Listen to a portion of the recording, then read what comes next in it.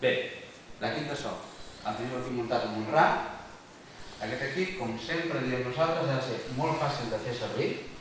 Per tant, no hem de ficar ajustos innecessaris que compliquin l'existència al personal tècnic, d'alguna manera, de l'escola quan hi ha un acte.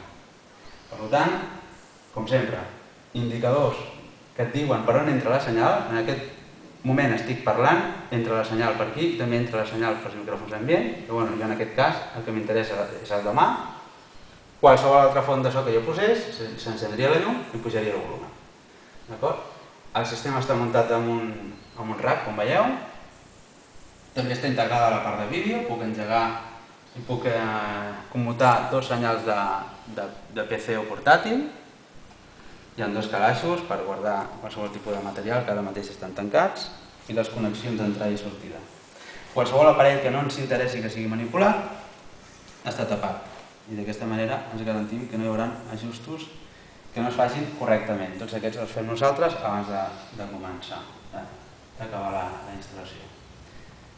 Tot s'engega i s'apaga per aquí, és a dir que només apagant això ho apaguem absolutament tot i tenim una virgueria que és, per quan no hi ha llum, dos LEDs que ens il·luminen tot el rack. Molt bé, doncs una mica això era el que us volíem explicar. Espero anar penjant algun vídeo més perquè podeu anar veient el que fem al Guiferrer, d'acord? Vinga, moltes gràcies.